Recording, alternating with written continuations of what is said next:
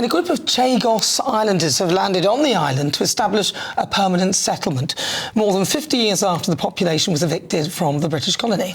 Yes, it was described, actually, by Nigel Farage in that press conference there, but it's all been led by the self-declared First Minister, Misley Mandarin. The four-strong party defied a British exclusion zone and says hundreds more Chagossians will follow them, declaring, "We are here to stay." Well, we're joined now by the former MP Adam Holloway and First Minister of Chagos, Misley Mandarin.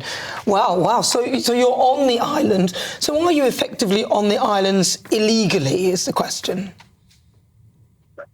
This is British territory and our whole British passport. How this can be illegally?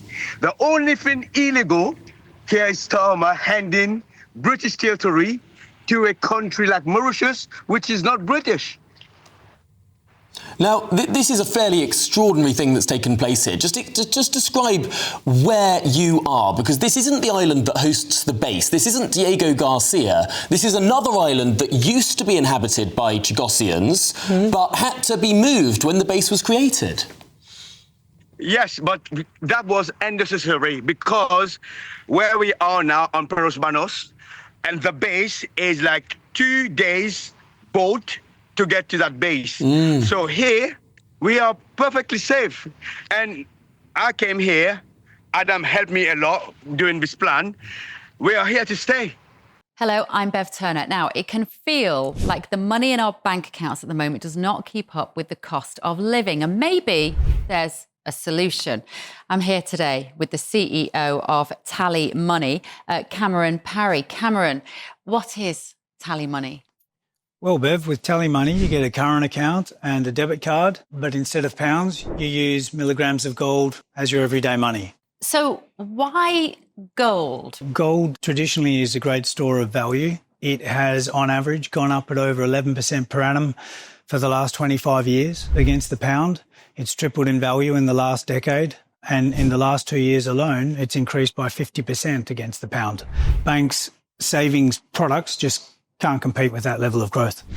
But this isn't just about gold. This is about a currency that you guys have created at TallyMoney. Explain it to me as though I'm an idiot. So, look, people need to be able to hold their earnings and build their savings in a money that retains its value and remains in their legal control and remains theirs to access, away from government control. Great. You had me at not exposed to government control. You should feel safe and happy with your money. You should have peace of mind. The more money you see in your bank balance, and that's the type of thing we're trying to deliver, and give people choice in the type of money they get to use every day.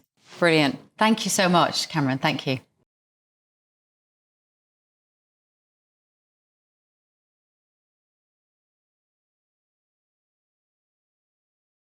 Wow. Look, the reality is, in the 1960s, the British government wanted to stop having to pay for the occasional food ship to come here. The excuse used was that there was a new base. It's 120 miles away. So I've got a guy over there I'm looking at who, in fact, let's come this way.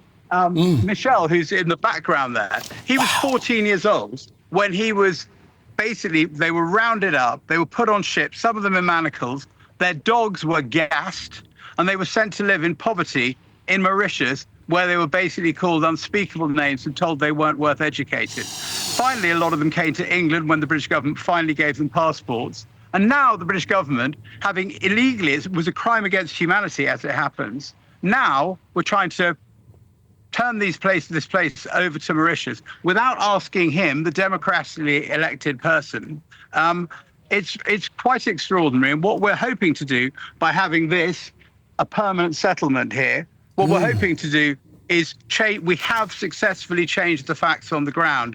Now I hope the law and good sense will catch up with it. What do you think, Mr. Yes, of course. The excuse was the island, there's nobody on the island. Now, we got people on there, we got Chagossian on there. My dad was born in this place right now and got exiled, and he's back. I dare customer to remove my dad again. That will be a crime against humanity again and again.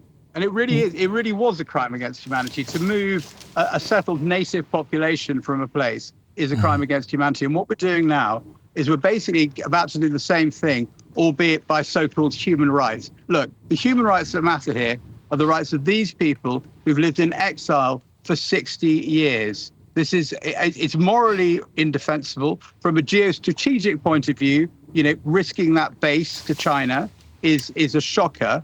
And what on earth are we doing, spending, 48 billion pounds of your viewers' money, which should be spent on defence, on this thing? I mean, you agree with that, do you? Of course. I was a bus driver. I left everything for my homeland. I came here. If I was a bus driver, I will pay my taxes to Mauritius. Now I'm here. We are saving 35 billion of your viewers' British tax money, right? By me being here and claiming my island as British because I'm British. Yeah, thank you very much, Misley Mandarin, and also former MP Adam Holloway. You'd think they could use the ECHR, wouldn't you? Everyone else seems to be using it, aren't they? But what a fascinating story. I'm so interested to keep up with the progress of the development of that settlement.